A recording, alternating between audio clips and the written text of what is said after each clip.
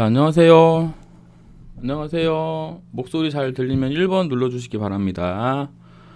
목소리 잘 들리면 1번 눌러주세요.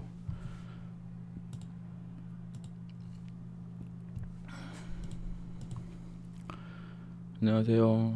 오늘 이제 12월 31일인데 다 가족과 함께 편안한 시간 보내고 계신데, 제가 10시에 원래 한다고 톡방에는 그렇게 말을 했는데 일어나 보니까 9시 반이어가지고 나왔더니 55분이더라고요.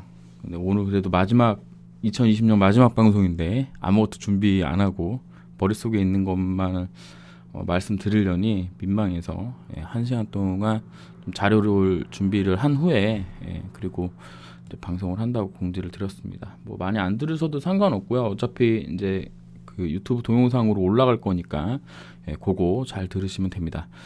목소리 음량이나 뭐 잡음 같은 게 있다면 말씀 좀 해주세요. 마이크를 부인님께서 새로 사주셔가지고 지금 좀 쾌적한 환경에서 방송할 수 있게 됐습니다. 일단은 우리 이제 그 짧게 종목 2개 보고 갈게요. 해성 옵틱스를 1730원 정도에 이제 매수하셨다고 이제 어떤 분이 문의를 해주셨는데, 해성 옵틱스 같은 경우는 그 삼성전자 그 뭐죠? 카메라? 요쪽 관련된 건데, 이거랑 이제 비슷한 게 이제 옵트론텍이 있는 것 같은데, 얘는 정말 잘 갔거든요. 옵트론텍은 뭐라 그럴까, 그 아마 이때였던 것 같아요. 2017년도에 제가 잠깐 이제 종목 추천하고 이제 리딩 그런 형식으로 한번 운영했던 적이 있는데, 이제 그때 크게 물려가지고 계셨던 분이 있었어요. 지금 오늘 뭐 안 들어오셨겠지만 그분 이제 10,000원 넘을 때까지 들고 가신다 그러더니 진짜로 들고 가셔가지고 수익이 나셨는데, 일단은 해성 옵틱스 같은 경우는 차트상으로 나빠 보이거나 뭐 그런 거 없습니다. 뭐 특별하게 문제 없고요.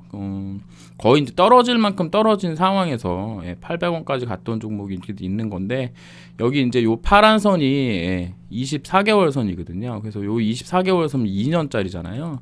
이거를 이제 한 번에 돌파하기가 어려워서 지금 조금 그냥 여기서 이제 눌림 주고 있다라고 보시면 되고, 지금 IT라든가 시장 전반 상황이 너무 화랑이어서 크게 걱정하실 필요는 없다. 다만 얘가 이제 여기를 이제 돌파를 해줘야 되거든요. 그래서 차트상으로 볼 때는 상당히 매력적인 구간인 건 맞아요. 그러니까 얘가 21선도 한번 확인을 했고 올라오면서 다시 또 여기 있는 물량을 또 받은 상황이 되기 때문에 위로만 돌파를 해준다 그러면 여기 한 1750원 정도 자리 되겠죠. 그럼 여기 돌파해준다 그러면 한 2000원 정도까지는 그냥 무난하게 갈 수 있는 모습이다. 근데 얘가 이제 실적 뭐 이런 게 나와줘야 되는데 그 부분은 조금 확인을 해봐야 되는 부분입니다. 그래서 뭐 증백 종목인 데다가 주가가 이렇게 떨어져 있다는 얘기는 실적이 안 나온다는 얘기가 되는 거거든요. 그러니까 다른 종목에 비해서 많이 안 나오고 있다. 그러니까 매출액은 뭐 3,500억 가까이 작년에도 했는데 올해는 더 많이 나왔는데 영업이익이 이렇게 많이 줄어들었다는 얘기는 뭔가 회사 내에 제가 모르는 그러니까 차트로만으로는 알 수 없는 뭔가가 있는 것 같아요. 그래서 그런 부분들을 이제 조금 찾아보셔야 되는 부분이다라고 이제 생각을 하고, 무난히 매수가까지는 충분히 올 수 있으니까요. 두려우시면 조금 비중 줄여서 뭐 한 100주가 있다면 한 뭐 30주에서 50주 정도 줄인 다음에 나머지 걸로 수익 내는 전략이 조금 좀 마음 편하게 가져갈 수 있는 전략이고, 회사 내용을 조금 파보셔야 될 것 같습니다. 이게 지금 조금 제 기준으로는 좀 이해 안 되는 지금 영업이익이거든요. 그러니까는 다른 비슷한 회사보다 왜 이렇게 안 나오는지에 대해서 조금 확인해 보셔야 되는 부분이다라고 말씀드릴 수 있겠어요. 지금 영업이익이 떨어지면서 BPS도 떨어지고 있는데, 그렇다 하더라도 얘가 월봉이나 주봉으로 봤을 때 거의 뭐 끝자락까지 온 부분이기 때문에 상패 이슈가 있나요? 그런 거는 없네요. 그런 거는 없을 것 같고, 올해 최악을 찍고 내년부터 좀 업황이 돌아나가는 그런 흐름이 나온다 그러면 조금 중장기적으로 뭐 한 요 정도까지 3,500원 정도까지 가능하지 않겠느냐. 시모스 이미지 센서 뭐 요런 화웨이 제재 반사 이익 기대감, 카메라 모듈 테마. 얘가 삼성에서 카메라 모듈에서 뭐 떨궈져 나갔나요? 그런 부분 좀 확인해 보셔야 될 것 같아. 회사 내용을 차트로만으로 보기에는 지금 실적이 많이 안 나와요. 다른 회사들에 비해서. 이제 그 부분 좀 확인하셨으면 좋겠다. 하지만 매수가까지는 뭐 충분히 올 수 있고, 매수가만 간다 그러면 한 2,000원 정도까지는 충분히 가능하다라는 말씀 드릴 수 있겠습니다. 그 다음에 이제 볼 종목은 아남전자예요. 아남전자는 이제 유튜브에서 어떤 분께서 이제 문의를 해주신 종목입니다. 아남전자는 제가 이거 매매를 한 것 같아요. 매매를 한 것 같습니다. 그래서 제가 이제 뭐 아시는 분은 아시겠지만 돈이 없다기보다는 그 뭐라 그래야 되지? 지금 작은 돈으로 단타를 연습하고 있는데, 저는 이제 29일 날 여기서 매수해서 여기서 팔고, 또 여기서 매수해서 여기서 팔고, 여기서 매수해서 여기서 이제 파는 형식으로 매매를 했어요. 그러니까 이게 29일이면 이제 이날 상한가 가는 날이었는데, 이거 상한가 다 못 먹은 게 조금 안타깝기는 하죠. 그리고 나서 이제 한 번 더 뛰어 올랐는데 매수 단가나 뭐 이런 부분들은 안 말씀해 주셨고, 일단 뭐 윗꼬리 달고 크게 내려왔는데 문의하셨다 그러면 이 윗꼬리 안에 사셨거나 아니면 이제 수익이 많이 줄어서 이제 말씀하셨을 거라고 봅니다. 일단 강한 종목이라 의 형태를 이제 띈 거죠. 왜냐하면 거래 대금이 어제보다는 상승하면서 시가는 그러니까 종가가 8.43%로 이제 간 건데, 이제 이런 경우에는 이렇게 요 윗꼬리 단 요 부분 있잖아요. 이게 이제 어떤 역할을 하는지 우리가 좀 봐야 되는데, 여기 윗꼬리 지나가는 라인이 이쪽 라인하고 이제 부닥치는 라인이잖아요. 그러면은 무슨 얘기냐면, 여기 지금 매물대 두들겨 맞았다라고 이제 보시면 됩니다. 이렇게 이제 정확하게는 이렇게 볼 수 있겠는데, 그래서 요게 이제 매물대를 좀 소화하는 과정이다라고 볼 수 있어요. 이제 이거를 이제 소화하는 과정이라고 보는 거는, 얘가 이제 며칠 동안 여기서 이제 뭔가를 하겠죠. 21월 며칠부터 며칠 동안 이제 뭔가를 할 텐데, 그렇게 하고 나서 여기를 돌파한다면 이게 물량 조절한 거구나라고 이제 볼 수 있는 거고, 얘가 다시 떨어진다 그러면 뭐 그럼 그 매물대 맞고 저항 맞고 떨어졌다 이렇게 볼 수 있는 겁니다. 근데 아남전자 같은 경우는 이게 삼성 관련주에 속해요. 왜냐하면 삼성이 이제 하만을 인수를 했죠. 하만을 인수를 했는데, 이 하만의 CMO 형태로 아남전자에서 납품하는 게 있습니다. 그래서 삼성 이슈가 나오면은 아남도 같이 가요. 근데 여러분도 잘 아시겠지만 삼성전자가 지금 신고가 랠리를 펼치고 있죠. 그래서 이제 그거 모멘텀이 같이 이제 받으면서 올라간 부분인 건데, 전반적으로 IT 쪽이 괜찮습니다.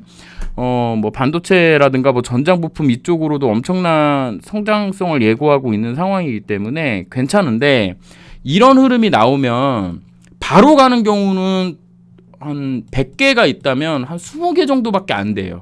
나머지 80개는 여기서 뭔가를 합니다. 뭔가를 하는데, 그 뭔가가 뭐냐면 여기서 5일선 올라올 때까지 기다린단 말이에요.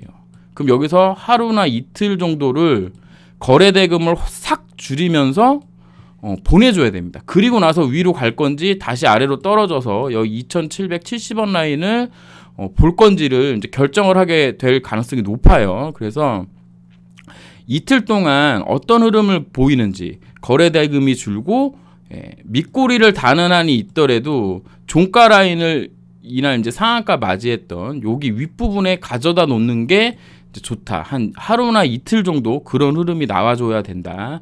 그리고 나서 돌파인데, 그리고 나서 돌파하기가 얘가 윗꼬리를 너무 크게 달았거든요. 생각보다. 그래서 만약에 올라온다 그러면 3,600원, 3,585원 정도가 일단은 1차 정도 될 것 같고, 얘가 만약에 떨어진다면 여기 이게 30분 봉의 20선인데 30분 봉의 20선을 깨고 내려올 가능성이 되게 높아요. 그러니까 단기적으로 본다 그러면 뭐 한 3,000원에서 3,100원 사이 정도까지 떨어질 가능성이 있습니다. 그러니까 여기까지 이제 떨어진다는 얘기인 건데 여기 떨어져서 밑꼬리 달고 종가는 여기 어딘가에 붙여놓고 또 떨어져서 밑꼬리 달고 여기 종가에 붙여놓고 그래서 3,000원이라는 강력한 라운드 피겨 가격을 지켜내면서 옆으로 횡보하는 경우가 생긴다면 그렇게 된다면 이제 한 3,600원 혹은 뭐 3,500원 정도까지 상승할 수 있고 여기서 돌파하는 건 이제 좀 뭐가 나오나 또 수급 관계 이런 부분들을 좀 봐야 되는데 저의 실력으로는 여기서 며칠 쉴 것 같다. 쉰 후에 돌파를 하는데 돌파를 3,410원을 돌파할 때 매수를 한다면 조금 수익이 나오는 구간이 나오지 않겠느냐라고 이제 보고 있습니다.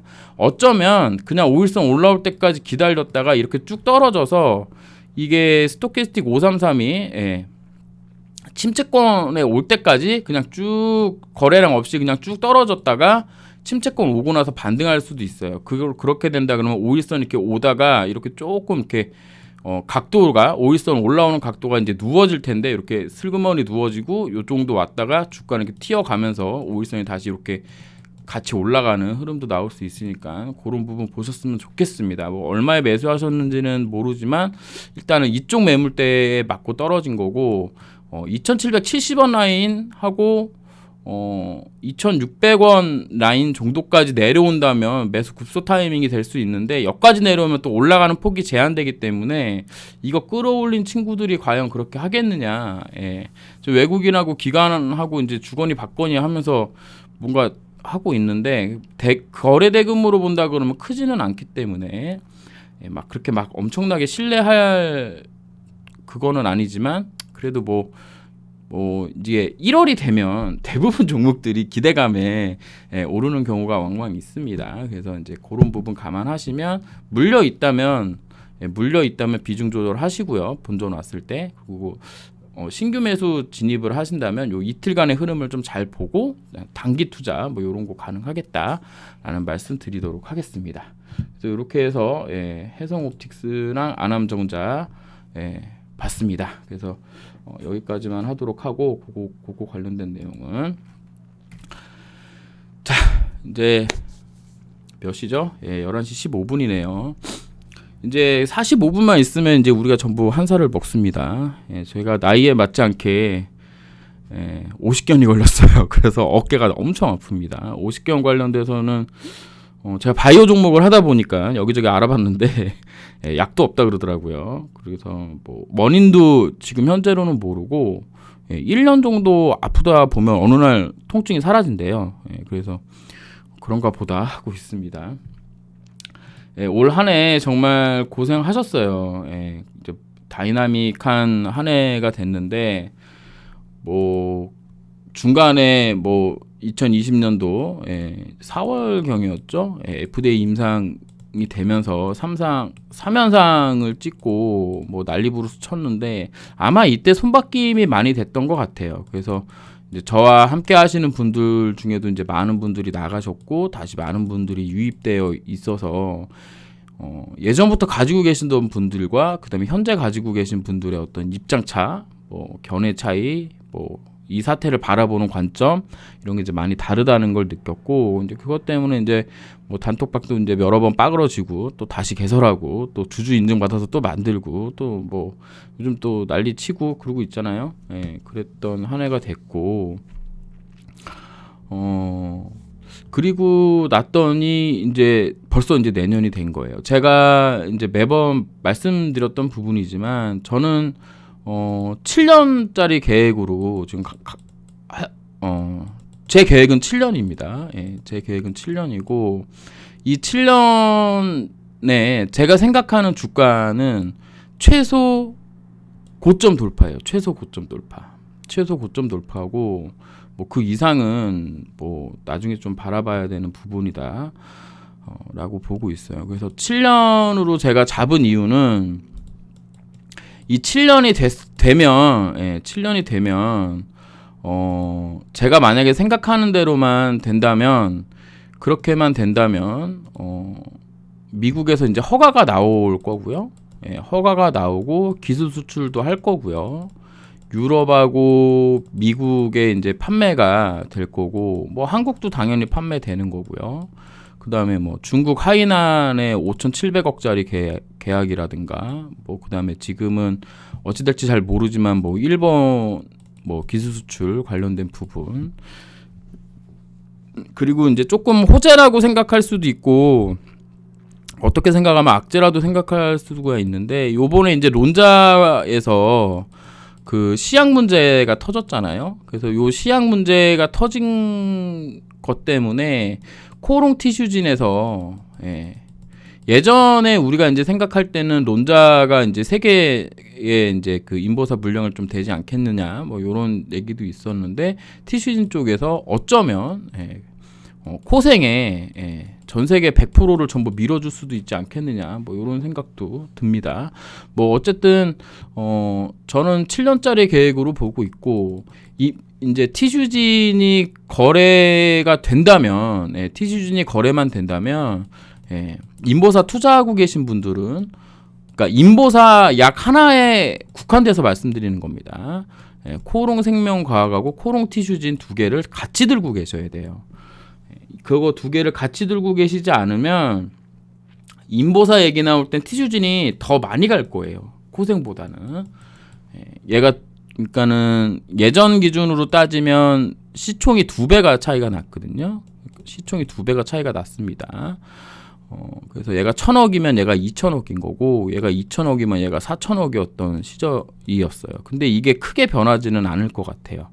그래서 티슈진이 만약에 거래만 된다면 그때부터는 가격을 잡아서 뭐 7년짜리, 저 같은 경우는 7년짜리 계획이니까 그 기간에 맞춰가지고 좀 매수를 해서 뭐 되도록 1대1 비중으로 가져가거나, 안전하게는 코오롱 생명과학이 안전합니다, 티슈진보다는.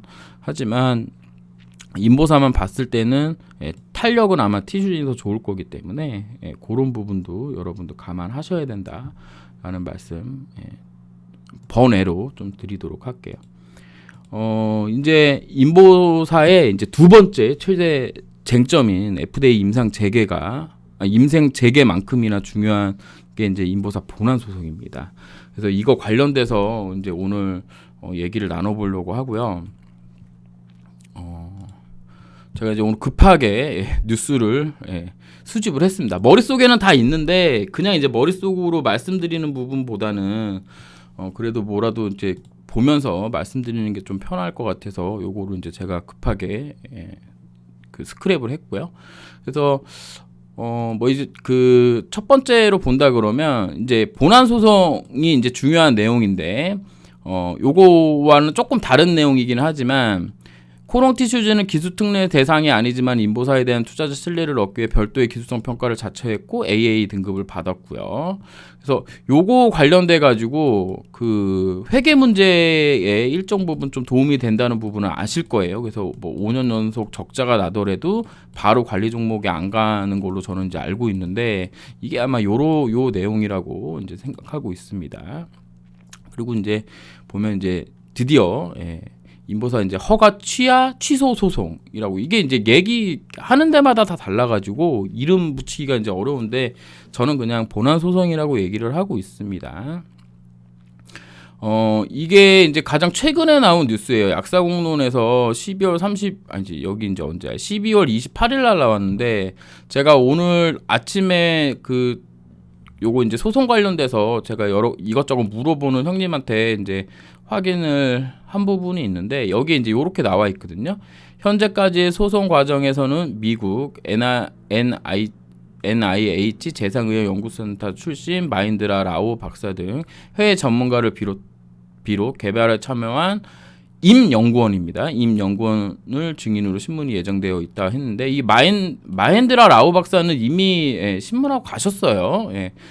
그러니까 이미 하셨고, 요번에는 이제 연구원만 하게 되어 있습니다. 그래서 1월 14일 날 증인 신문하고 2월 중으로 소송을 매듭 짓는 거라고 합니다. 일반적으로 검찰 조직이랑, 검찰은 모르겠고 판사 조직이 2월에 이제 인사 이동이 있대요. 그래가지고 요거 이제 이거 맡고 계신 분이 이제 홍순욱 부장판사라고 하는데 이분 관련돼서는 요번에 이제 윤석열 그분 때문에 얘기가 많이 나왔는데 이분이 끝맺음을 하고 가겠다라고 말씀하신 게 아마 이게 인사 이동을 하게 되면 요거 이제 관련된 판사님도 바뀌나 봐요. 저도 이제 정확하게 모르는데 그래서 이게 그러니까 이 법정을 이제 지휘하는 판사님이 바뀌면 이분이 또 처음부터 다 봐야 될 거 아니야, 이 모든 사항을. 근데 그렇게 따지면은 소송 결과에 또 이렇게 뭐라 그래야 될까? 어쨌든 그래서 이분이 이제 끝맺음을 하고 가신다고 합니다. 그래서 이제 우리 단톡방에서도 많이 얘기했지만 홍순욱 판사 뭐 성향이 어떠냐, 뭐 이분이 정치적으로 뭐 어떠냐, 뭐 이런 얘기를 나눈 적이 있었는데 저는 이제 그런 부분은 다 때려집어 치우고 그냥 이 사람이 2013년도에 변호사님들에게 100점을 받은 판사님이라고 하더라고요. 그래서 그 얘기는 결국에는 증거에 의해서 판결을 하는 판사다. 그리고 여론에 휩쓸리지 않는다라는 생각을 했습니다. 그래서 뭐 이렇게 뭐 이분이 했던 이제 판사 그 판결 중에서 10월에 그러니까 세월호 참사 특별조사위원회 뭐 관련돼 가지고 얘기한 부분도 뭐 나름 뭐 괜찮다라고 보고 있고 그 다음에 그래서 이분이 이제 뭐 증거주의 그 다음에 그 무죄 추정의 원칙 뭐 그런 거 있잖아요.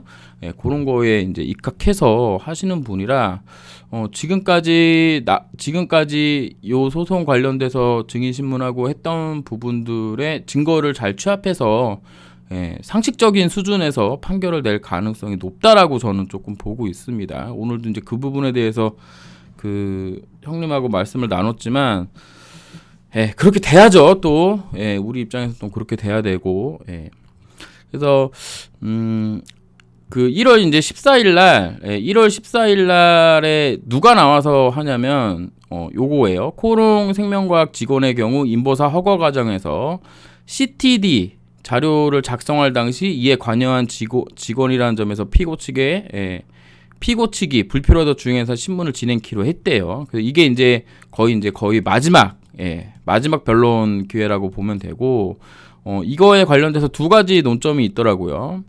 그러니까 원고가 코롱 생명과학입니다. 형사 소송에서는 고의성 여부에 초점이 맞춰져 있다면 이번 소송에서는 해당 작성 과정의 공무집행 방해와 관련성이 있는지가 초점. 이 부분에 초점을 맞춰서 해당 자료의 왜곡 등으로 심사가 적절하게 이루어지지 못하게 됐는지 등에 대해 다룰 것이다라고 이제 얘기를 했고 이제 다른 관점은 뭐냐면 다만 코롱생과 측은 허가 과정에서 의약품 국제 공통 기술 문서 초안을 작성한 연구원은 세포 변경 후 안전성 문제 및 보고 등 실제 재판에서 증언이 필요하다는 점을 꾸준히 이야기해서 요구하고 있다는 얘기인 건데 여기서는 이제 안전성 관련된 부분을 좀 중점적으로 얘기할 가능성이 있다. 뭐 이렇게 얘기하고 있는 것 같아요. 그래서 뭐 이거 관련돼서 본안 소송이 어떤 취지로 갈 것인가에 관련돼서는 뭐 누구도 예상하기는 좀 어렵지만 이제 그거 관련된 뉴스들이 몇 개가 있습니다. 그래서 그거 이제 제가 이제 머릿속에 기억나던 거를 이제 다 찾느라고 좀 정신이 없었는데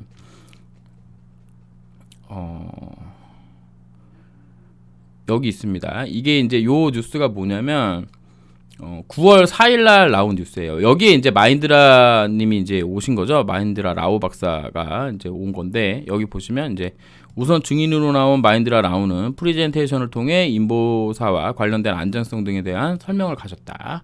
이렇게 나오고 있습니다. 그래서 이제 이 내용을 조금 이렇게 자세하게 좀 들여다보면 세포의 착오는 있었지만 그 이후 세포 변화가 없었으며 안전성 등에 대한 새로운 이슈가 없고 또 지금의 방식으로만으로도 충분하다는 증언에 집중했다고 합니다. 세포 유래 기원에 대한 착오를 보고했음에도 임상 재개를 결정한 것은 임상 진행이나 품목 허가에 영향을 미치는 결정적 사항은 아니라고 본 것이 아니냐고 이제 질문했다고 하는데 이게 이제 FDA에서 했다는 거죠. 우리 이제 마인드라 그분께서 뭐라고 말씀하셨냐면 FDA는 모든 것을 고려하고 안전한가와 유익한가 등을 전반적으로 고려하는 것으로 만약 실수가 있다면 그 실수가 언제 나타난 것인지 등에 판단한다고 합니다. FDA의 카파라는 프로세스를 통해 실수에 대한 원인을 파악하고 해결책을 찾는데 이런 과정을 거쳐서 FDA가 이번에 임상을 허가했다는 거죠. 허가 사항은 다른 문제지만 임상 3상을 진행하는 것 자체는 안전성에 대한 우려가 없다고 판단했다고 본다. 이게 이제 거의 핵심이죠. 안전성이 없다라는 거. 그랬더니 이제 식약처에서 이렇게 얘기한 거죠. 세포가 변경됨에 따라 추가적인 안정장치를 만들었어야 한다는 부분과 또 안전성에 대한 우려를 지울 수 없다는 것을 이제 식약처에서 이제 지적을 했는데 세포가 바뀌면 그래서 이제 마인드라 이제 그 증인이 세포가 바뀌면 조건이나 내용이 바뀌어야 하는 거는 사실이다. 인보사의 경우 세포 착오가 빠른 시점에 이루어졌다는 얘기는 임상이 들어가기 전부터 이미 세포는 바뀌어 있었다는 거지. 그러니까 세포에 대한 그 성질을 잘못 파악하고 있었다는 거지.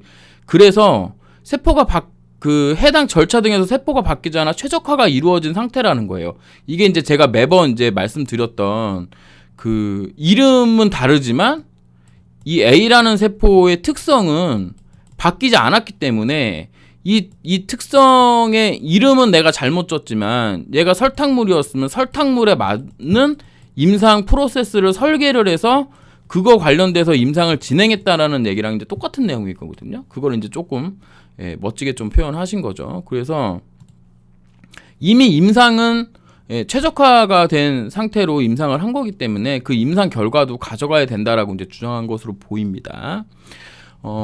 그래서 요거 관련돼서 조금 더 이제 잘 살펴보면 여기 이제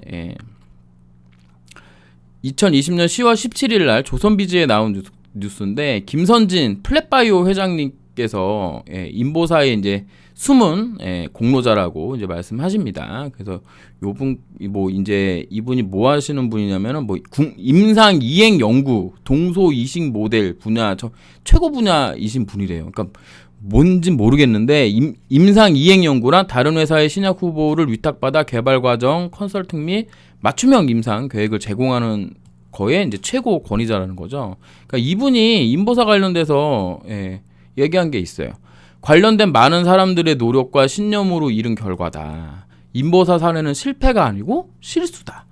이게 맞는 거죠. 우리가 이제 제가 이제 맨날 꾸준히 주장하고 있는 내용입니다. 나 역시 처음 경험한 사례였지만 실패와 실수는 명확히 구분해 줬으면 좋겠다. 허가 과정에서 착오가 생긴 건데 그래도 물질 자체가 과학적, 의학적으로 효능에 문제가 없다.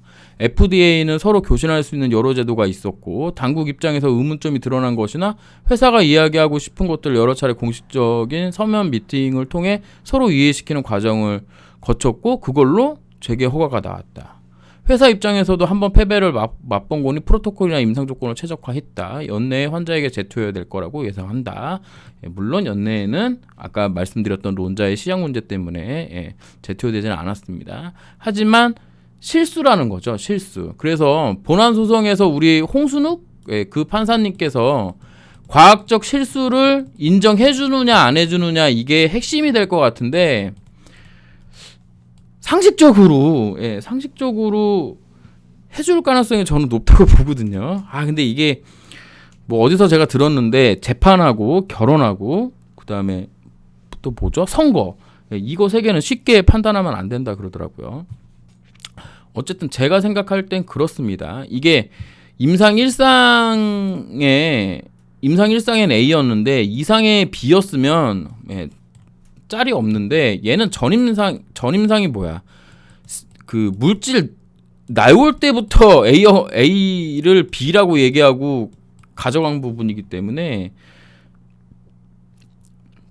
임상의 일관성 그 부분에서 문제가 없어서 저는 크게 문제가 되지 않는다 이렇게 보고 있습니다. 그리고 여러분들 이 뉴스를 보셨는지 모르겠는데 이게 신동아에서 5월달에 이제 나온 얘기인데 이게 이제 FDA 임상 3상이 허가가 난 뒤에 뭐 이제 송화선 기자님께서 칼럼 형식으로 엄청나게 잘 써놨어요. 그래서 요거 관련돼서는 카페에 가셔서 여기 코오롱 생명과학 티슈진 관심 뉴스에 가신 다음에 여기 위에 거 제목이 같은 것 중에 위에 거에서 요거 처음에 나와 있는 거 이제 한번 쭉 읽어보셨으면 좋겠습니다. 뭐 많은 사람들이 임보사 죽었다, 티슈진 죽는다, 뭐 지랄하고 있지만 뭐 걔네는 걔네 하는 거고 우리는 이제 주주고 이거에 관련돼서 공부하는 사람들이니까 한번 진짜 쭉 한번 읽어보세요. 좀 부탁드리고요. 여기에 이제 확실하게 나와 있어요. 뭐라고 나와 있냐면, 그러니까는 뭐 다 아는 내용이죠. 사실은 우리가 모두 여기 나와 있습니다. FDA 홈페이지 설명에 따르면 임상 1상은 보통 200에서 100명 대상으로 수개월에 걸쳐 약물 안전성을 확인하는 방식으로 되고 신약의무 물질이 1상을 통과하는 비율은 70%고 그 다음에 뭐 33%고 마지막 3상은 300에서 3000명을 대상으로 나오는데 여기서 7-80% 신약이 후보가 탈락하는 게 일반적이다. 이거를 다 통과를 했다. 우리나라 같은 경우는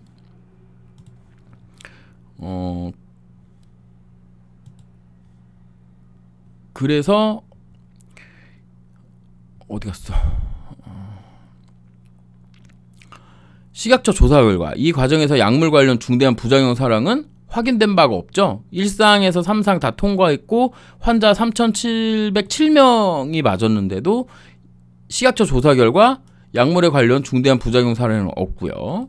시판 후 보고된 이상 증상은 주사 부위 통증이나 다리 부종 등의 안정성이 우려되는 부작용은 없다. 이제 라고 한 거죠. 그래서 여기에 이제 나와 있는 거는 이런 내용이에요. 이게 이제 제약 산업의 정통한 또 뭐 인사, 뭐 제약 업계 관리자, 뭐 이제 뭐 이런, 그러니까 이름을 좀 밝혀주면 조금 더 괜찮을 것 같은데 그런 부분이 없어서 많은 제약사가 코오롱 소송 결과를 주의 깊게 지켜보고 있다. 미국의 경우 히트 바이오로직스가 2016년 방광암 세포에 세포 치료제 방광암 유래세포가 아닌 전립腺만 유래세포를 넣은 사실이 뒤늦게 확인돼 논란을 빚은 일이 있지만 FDA가 안전성에 문제가 없는 것으로 임상 재개를 허가한 일이 있고요. FDA는 임상 허가 결정을 내릴 때 문서상의 오류나 실험실상의 착오보다는 약의 효능과 안정성을 더 중요하게 본다. FDA가 3상을 허가한 것은 안정성과 유효성에 문제가 없다고 판단했다는 것이라고 강조를 했다. 그래서 일단 약은 이름을 바꾸고 뭐 한 거에 우리 회사 측에서 뭘 했는지는 저도 모르고 뭐 여러분도 모르고 아무도 모르잖아요. 근데 약은 진짜라는 거죠. 그래서 이런 논리로만 본다 그러면 이제 본안 소송에서 우리가 좀 유리한 게 아닌가라고 저는 이제 계속 주장하고 있는 바고 여러분들도 그렇게 생각하고 계실 겁니다. 여기 이제 보게 되면 FDA는 공식 서한을 보내 임상 보류의 원인이 됐던 모든 사안이 만족스럽게 해결됐다. 임보사 임상 3상을 진행해서 좋다. 이렇게 이제 지난번 이제 우리 그 코오롱 생명과 그 공시에도 봤지만 그래서 이게 이제 2월 달에 이제 결과가 나오고 1월 14일 날 이제 마지막 변론이 진행되는데 지금 나와 있는 일정으로는 1월 14일 4시라고 되어 있어서 가볼 생각이에요. 근데 1월 14일이면 이거 그러네요. 어쨌든 그래서 우리가 이제 본안 소송이 최대 이슈가 될 것 같아요. 최대 이슈가 될 것 같은데 요게 이제 만약에 본안 소송 결과를 기다리는 소송들이 되게 많아요. 뭐 한간의 뉴스에는 1,000억 원 규모의 어떤 그 피해 보상 관련, 뭐 주주 피해, 뭐 이제 환자 피해 관련돼서 이제 소송이 있는데, 이게 결과가 나오면 웬만한 것들은 다 흐지부지 될 가능성이 높아요. 그러니까 이게 본안 소송이 코롱생명과학 측에게 유리하게 결정 나는 경우에는 소송 관련돼서 잡혀 있던 여러 가지 그 뭐라 그러죠? 그 예측할 수 없는 비용 같은 부분들이 그냥 유야무야 달 가능성이 이제 되게 높고, 그래서 이게 이 결과가 잘 나온다 그러면 거의 모든 거에 영향을 미칠 가능성이 엄청 높습니다. 그래서 이제 일례로만 생각해도 지금 그 KL 그레이드 그레이드 2 이분들 임상 관련돼서 이것도 이제 취소당해가지고 요것도 이제 취소해달라는 소송을 또 진행 중이거든요. 근데 요거 관련돼서 이제 미국에서 FDA에서 3상을 진행을 했는데 우리나라에선 취소해서 가는 게 상식적으로 이해는 안 가지만, 만약에 본안 소송에서 코롱생명 측에 이긴다면 그러면 이것도 진행할 가능성이 높은 거예요. 그 다음에 이게 만약에 본안 소송이 만약에 이긴다 그러면 우리 이제 그 환자 소송 있잖아요. 환자 그 부작용 관련된 소송, 그거 관련돼서는 거의 할 얘기가 없고, 그 다음에 주주 소송은 조금 다른 문제일 수도 있습니다. 주주 소송은 조금 다른 문제일 수도 있고, 나머지 사항들 있잖아요. 뭐 횡령이니 뭐 배임이니 뭐 우석이가 알았느니 뭐 이런 것들에게도 상당히 큰 영향을 미칠 수가 있어요. 특히 주주 소송 같은 경우도 아직 아무것도 시작을 안 했다고 합니다. 그래서 지금 모두 그 재판 관련된 것들은 다 본안 소송의 결과를 좀 기다리는 식으로 지금 진행되고 있어요. 그래서 요게 이제 가장 중요한 사항이고, 미국 FDA 3상만큼이나 중요합니다. 뭐 이게 이제 만약에 제가 생각하는 거와 반대로 진행된다면 아마 또 항소하겠죠. 항소할 거고, 뭐 식약처도 뭐 1심 결판 보고 또 항소하겠죠. 자기네들 불리하게 나오면. 하지만 이 본안 1심 결과가 정말 매우 중요하다. 그래서 이것만 풀리면 거의 8분 응선을 넘는 게 아닌가라고 지금 보고 있습니다. 우리가 이제 막 잊고 있었던 그 수많은 호재들이 있어요. 사실은 아까 뭐 살짝 말씀드렸지만 하이난의 5,700억짜리 이것도 아직 남아 있고요. 요것도 지금 홀드된 상태인 거고, 그 여기 말고도 뭐 사우디아라비아니 뭐 어디야 아랍에미레이트, 거기 뭐 홍콩은 해지됐죠. 몽골 뭐 이쪽, 이런 막 수많은 계약권들이랑, 그다음에 이제 일본 이제 기술도 있고요. 그다음에 이게 만약에 우리나라에서 일단 되게 되면 유럽하고 미국 관련돼서도 나쁜 영향을 미치진 않을 거거든요. 그러니까 향후에 있을 것까지 다 생각한다면 엄청나게 지금 중요한 사항이 지금 눈앞에 나와 있다. 2개월밖에 안 남았습니다. 50일만 기다리면 되는 거야 이제. 뭐 많이 힘들 수도 있겠지만 뭐 몇 년을 버텼는데 20일이야 뭐 아니 50일이야 뭐 아무것도 아니죠 사실은.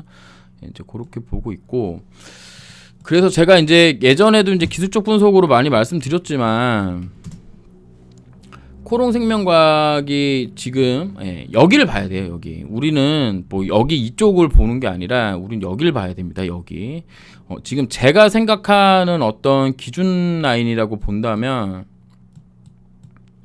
코롱생명과학이 다시 뭔가 좀 해보려고 한다.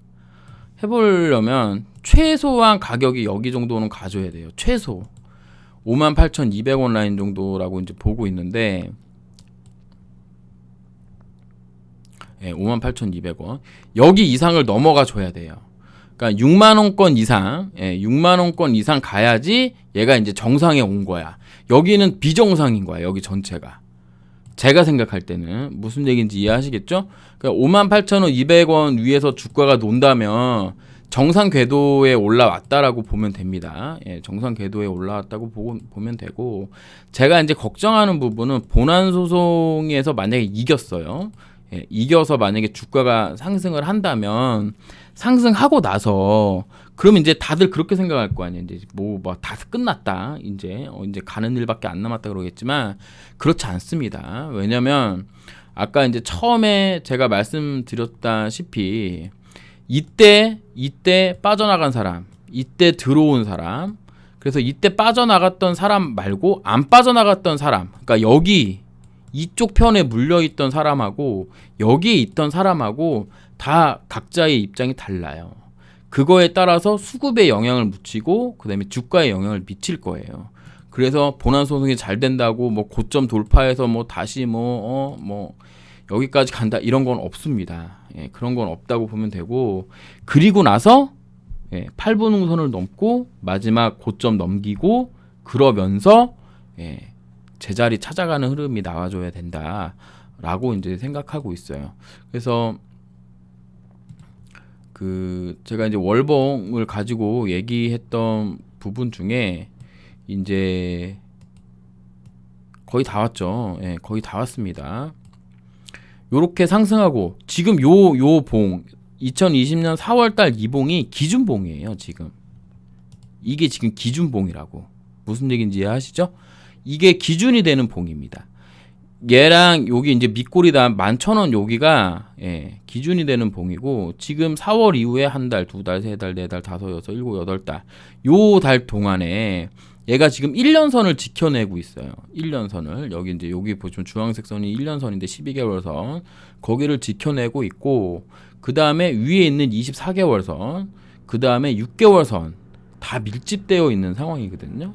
그러니까 이게 지금 월봉으로만 보면 이렇게 삼각형 깃대형을 이제 만들어 놓은 상황이에요.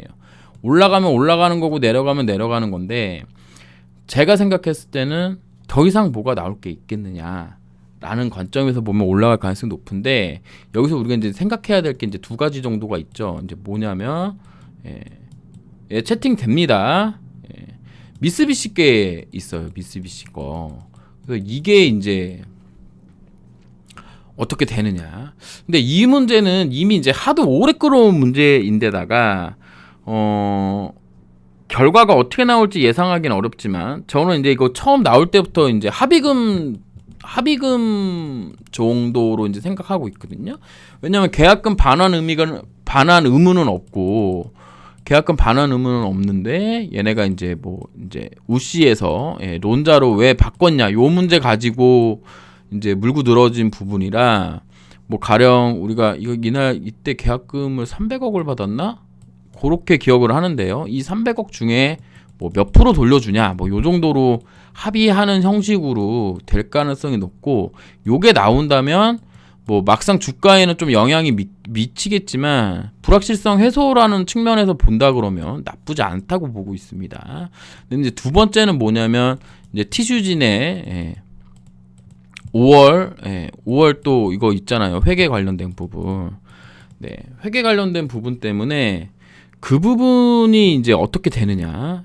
요게 이제 두 가지가 지금 제가 생각할 때 요 두 가지가 지금 큰 이슈라고 보고 있어요. 그리고 이제 아까 말씀드렸다시피 본안 소송이 만약에 안 된다. 우리가 생각하는 대로 안 된다면 그러면 다시 또 저점 보러 갈 수도 있는 부분입니다. 근데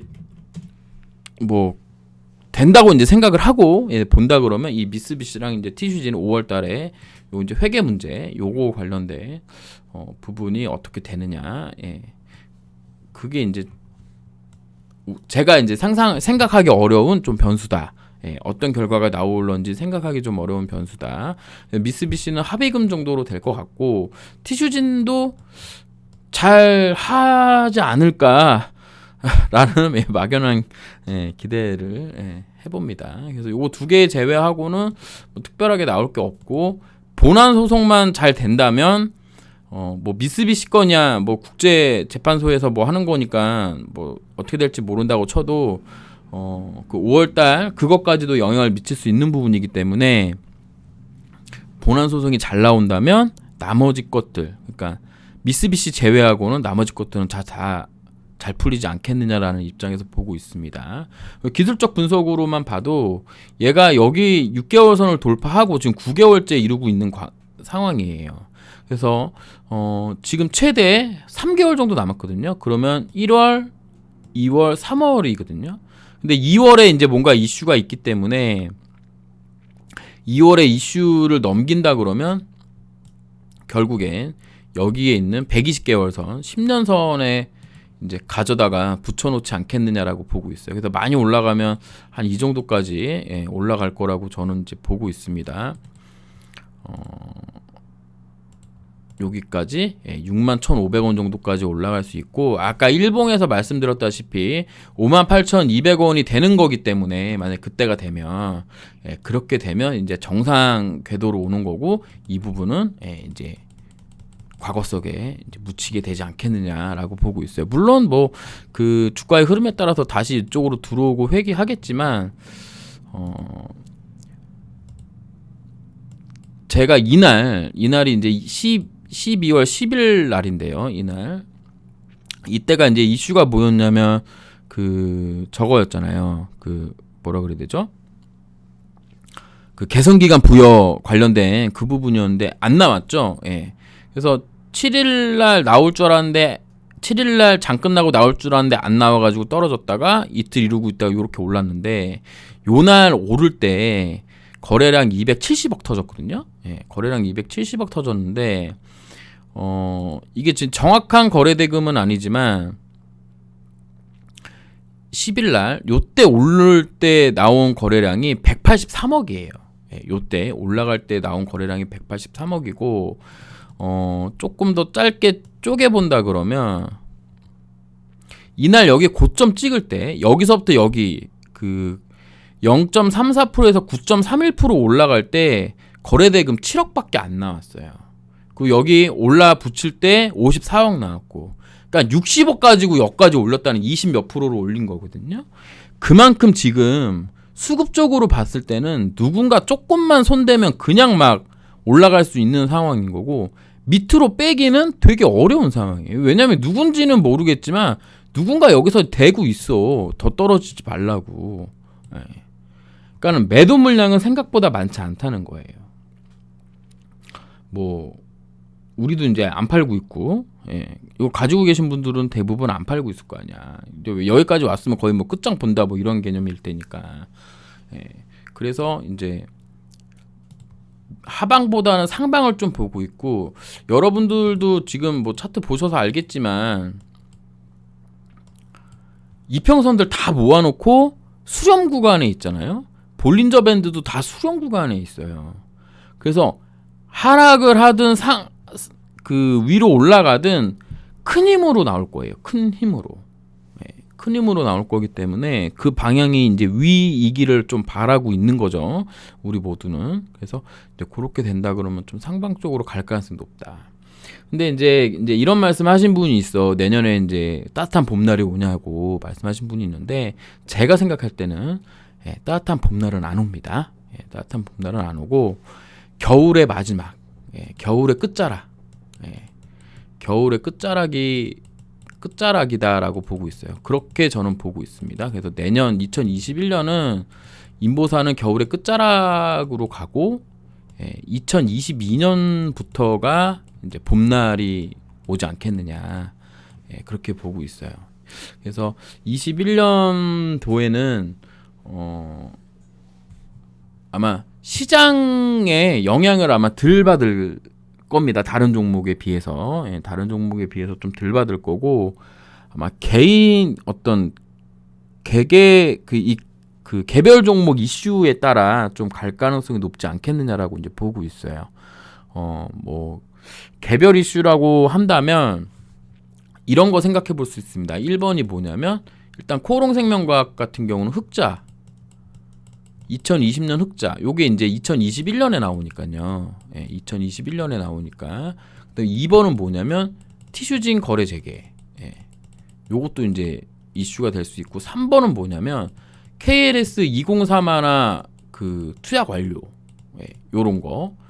투약 완료. 그다음에 뭐 그런 게 나올진 모르겠지만, 뭐 중간 보고서 이런 게 나온다 그러면, 중간 보고서 한다 그러면 2022년에 나오겠네요. 뭐 어쨌든 요런 거 관련된 거. 그다음에 4번은 이제 중국 관련돼서, 이 중국 대체 몇 년을 해먹는 거야, 젠장. 5년째인데.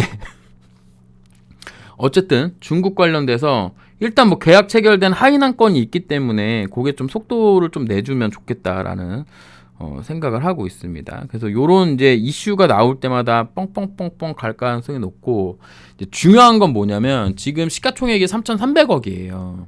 3,300억인데 이게 이제 기관님들이 좀 오셔야 되거든. 기관님들이 여기처럼 뭐 8억 사고 14억 사고 이러시면 안 되고, 조금 그 바이오 펀드, 바이오 섹터 관련된 이제 그 들어오는 돈들 있잖아. 그게 여기 배정돼야 돼. 코롱생명과학에. 그러면 좀 수급적으로 좀 풀릴 가능성이 있습니다. 그렇게 된다 그러면 좀 다를 거고, 그 다음에 뭐 저 같은 경우는 장기적으로는 미국 FDA에서 신약이 허가가 안 난다 그렇게는 생각 안 하고 있어요. 예. 근데 이제 그거 나오려면 이제 시간이 오래 걸리니까 그렇고, 원료 의약품이 결국 실적을 견인하게 될 가능성이 높고, 이제 티슈진 같은 경우에는 일단 거래 재개가 돼야 되면, 거래 재개가 된다면 두 가지 부류가 있겠죠. 이제 파는 사람과 사는 사람이 있을 텐데, 저 같은 경우는 어떻게든 조금이라도 뭐 좀 살 생각이 있는데, 뭐 다른 분들은 어떻게 될지 모르겠습니다. 하지만 요게 이제 거래 재개가 된다 그러면 이제 아비 교환이 될 거예요, 아마. 이제 그때 이제 잘 잡아서 대응 전략을 좀 짜면 되지 않겠느냐라고 이제 보고 있고, 티슈진 거래 재개가 또 임팩트를 또 줄 수 있는 부분이라고 이제 보시면 되겠습니다. 그래서 내년에는 제가 생각했을 때는 한 6만 원 이상 권에서, 내년 제가 이맘때 여러분하고 또 이렇게 실시간 방송을 할 때 6만 원 이상권에만 있으면 그러면 이제 된다라고 이제 보고 있어요. 그래서 아마 내년 이맘때 만약에 1심이 2월에 나온다면 시각처에서 이제 항소를 하겠죠. 그러면 이제 고등법원 결정이 내년 요맘때 혹은 내후년 1, 2월 정도에는 나올 수도 있지 않겠냐. 그렇게 본다면 거기서 이제 확정 지으면 시각처가 돌대가리가 아닌 이상은 대법원까지 가겠냐라고 생각했을 때는 그걸로 확정이 되면 22년부터 22년부터 만약에 또 한국에서 인보사 판매가 된다면 또 새로운 국면을 맞이할 수 있지 않겠느냐라고 보고 있습니다. 그래서 여러분들 되게 막 기대를 많이 하셨을 거야. 아마 이놈의 새끼가 뭔 얘기를 하려고 이걸 하나 그러셨을 텐데, 제가 여러분들에게 말씀드리고 싶은 거는 조바심 내지 말자예요. 조바심 내지 말자. 뭐 어떤 분께서 제 플랜은 7년이라 그랬더니 7년을 어떻게 기다려요? 뭐 그렇게 말씀하셨는데, 제 플랜이 7년이라는 거지 여러분 플랜이 7년이라는 건 아닙니다. 네. 그래서 여러분들은 여러분들의 플랜을 짜면 되는 거예요. 어떤 분들은 정말 꼴도배기 싫을 거고 이 종목이, 어떤 분들은 그래도 뭐 미련이 남으신 분들도 있을 거고 할 텐데, 이런 거거든. 제 7년 플랜은 여기 19만 4,500원이 넘을 때까지 난 가져간다는 거예요. 제 7년 플랜은. 여러분의 플랜은 내 매수가가 10만 원이야. 난 10만 원이면 나가고 코롱 그룹 거는 이제 아무것도 안 할 거야. 인더든 스포츠든 뭐 코롱자 들어가는 건 아무것도 안 볼 거야. 뭐. 여러분의 플랜은 여러분이 짜시면 되는 겁니다. 그러니까 제 플랜은 그렇다는 거고, 이 19만 4,500원 넘어가는 데까지 19만 4,779원인데 여기 넘어가는 데까지 나는 7년 동안은 가져간다. 여기 넘어갈 거다. 7년 후면 넘어가서 뭐 시가총액이 얼마가 될지 모르겠지만 나는 그렇게 할 거다라는 말씀을 드리는 거고, 여러분들 중에 뭐 이 종목이 이제 문제가 뭐냐면 신용 대출 뭐 안 끌어다 쓴 게 없지. 끌어다 쓸 수 있는 거 다 끌어다 써서 지금까지 견디고 계신 거니까. 그래서 그게 이제 풀리는 시점이 오면 가볍게 하고 좀 들고 가셨으면 좋겠다라는 말씀드리고, 혹시나 지금 뭐 24명 정도 듣고 계신데 뭐 이제 제가 이제 유튜브 댓글 보니까 이런 얘기 하신 게 있더라고요. 뭐 박셀바이오, 박셀바이오 제가 이제 최고가, 이제 최고가 거의 다 와서 매도할 타이밍이 됐다니까 역시나 또 악플이 달리기 시작했어요.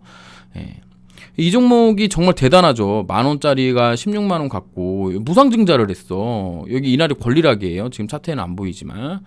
그러니까 2만 원짜리가 32만 원 간 거야. 33만 원. 근데 이 종목이 뭐 완전 관회율이 30%래요. 그 가난 관련돼서 대단한 거거든. 근데 저는 그러니까 이렇게 보는 거예요. 2015년부터 제약바이오를 해왔어요. 그 2015년도에 무슨 일이 있었고 이때 한미약품이 어떤 일을 겪었고 그 이후에 있었던 신라젠, 신라젠. 그 다음에 뭐야? 헬릭스미스. 이 종목들이 어떤 과거를 거쳐왔는지 내가 안단 말이야. 예? 신라젠 볼까요? 신라젠도 10,000원이었던 게 15만 원 갔어. 박셀바이오랑 똑같아요. 이때 막 30만 원 간다, 50만 원 간다 그랬던 때예요. 그리고 이렇게 나서 이렇게 갔거든요. 그러니까 박셀바이오, 예, 박셀바이오 얘가 정말 아무리 진짜 날고 기는 종목이어도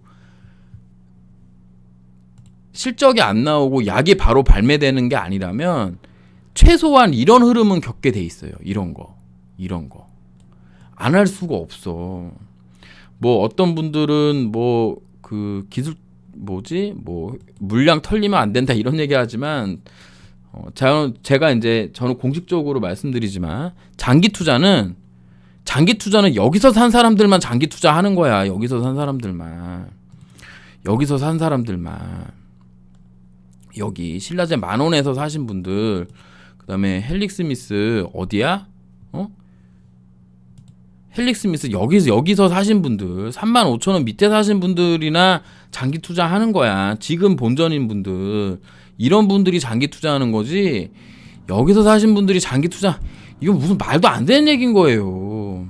말도 안 돼. 여러분들도 다 알잖아. 이거 어떻게 못 견뎌요. 이때 팔아라, 뭐 안 팔아. 이런데 안 팔. 이게 장기 투자는, 제가 생각하는 장기 투자는 저는 그렇게 정했어요. 장기 투자는 진짜 상장하고 발바닥 각질에서 산 게 아니면 장기 투자는 올라오면 매도하고 내려오면 매수하면 되는 거예요. 여기서 사서 여기서 팔고, 여기서 사서 여기서 팔고, 여기서 사서 뭐 여기서 팔고. 그럼 이걸 다 맞추냐? 맞출 필요가 없어요. 사실은 맞출 필요가 없어. 내 물량만 늘리면 되는 거야. 내 물량만 늘린다라고 생각하면 되는 거예요. 내가 여기서 100주가 있었고 여기서 뭐 50주를 팔았어요. 그 50주가 남아 있잖아. 근데 여기서 50주를 팔았는데 주가가 여기까지 떨어졌더니 내가 53주를 살 수 있어. 그 53주 사는 거야. 그럼 나는 총 103주가 되잖아요. 여기 오면 또 50주를 파는 거야. 여기 왔더니 50주 판 거를 55주를 살 수 있어. 그럼 몇 주야? 158주가 되는 거야. 그럼 나는 원래 100주 있었는데 8주 맞나? 108주가 되는 거야. 그럼 난 원래 100주가 있었는데 8주를 늘리는 거야. 이렇게 생각을 하셔야 돼. 그렇게 좋은 종목이라면.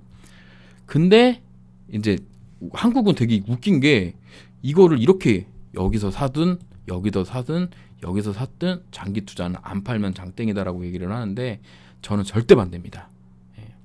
모든 건 조화라고 생각을 하고 있어요. 그래서 원래는 오늘 방송에서 할 얘기는 아니지만 기본적 분석도 중요하고 기술적 분석도 중요합니다. 두 개가 매우 중요해요.